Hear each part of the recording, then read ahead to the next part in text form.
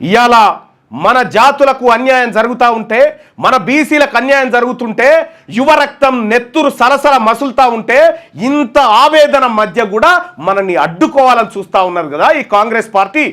ఇక్కడనేమో దొంగల ముఠా లెక్క అసెంబ్లీలో బిల్లు పెడితే ఈయన మద్దతు చేస్తాడు, ఆయన మద్దతు చేస్తాడు, ఆయన మద్దతు చేస్తాడు, ఆయన మద్దతు చేస్తాడు. ఇవాళ భారతీయ జనతా పార్టీ ఎందుకు మాట్లాడతలేదు? ఇవాళ భారతీయ జనతా పార్టీ నాయకత్వం ఎందుకు మాట్లాడతలేదు? పార్లమెంట్లో ఈ బిల్లు పెట్టాలని చెప్పి ఎందుకు గవర్నర్ మీద ఒత్తిడి తెస్తలేదు? ఇవాళ భారతీయ జనతా పార్టీ లేదా ఈ దొంగల ముఠాలో? ఇవాళ బీఆర్ఎస్ పార్టీ లేదా ఈ దొంగల ముఠాలో? కాంగ్రెస్ పార్టీ మొత్తం అదే ముఠా. మీరు చెప్పండి, తెలుసుకుందామా? ఇట్లా కాదు, ఇట్లా కాదు. మనం యుద్ధంలోకి దిగితేనే ఈ తాడో పేడో తేలేది. చూసినాం.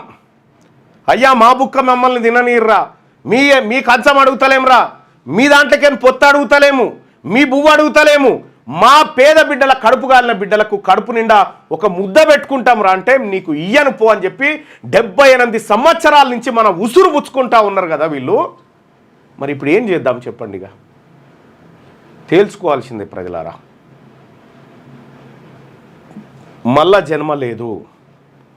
ఈసారి ఇక రెడ్ల పక్కకి ఎవడన్నా ఫోటో ఇట్లా నిలబడి మా అన్న యువసేన శివసేన నిలబడితే బీసీల ద్రోహిగా ముద్రలు పడతాయి మీకు. ఈ రోజు నుంచి వాట్సాప్ డీపీలలో, సోషల్ మీడియాలో మనకు లేదురా బాబు, ఏ ఛానల్ మనది కాదు, ఏ పత్రిక మనది కాదు, మనకు లేవు. మనకున్నదల్లా సోషల్ మీడియానే. ఆ సోషల్ మీడియాతోనే ఇవాళ అవేర్నెస్ పుట్టించినాం.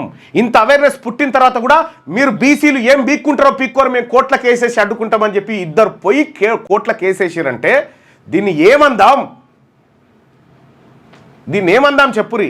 వాళ్ళ కోర్టుకు పోయే హక్కు ఉందా మాకని అంటారు. అవునా, హక్కు ఉంది, మాకు తినే హక్కు లేదా? మా పిల్లలు కాలి కడుపుతో చచ్చిపోవన్నా? మాకు ఈ భారత రాజ్యాంగంలో ఆర్టికల్ 21 ఏం చెప్తా ఉంది? మాకు జీవించే హక్కులు లేవా? మాకు బతికే హక్కులు లేవా?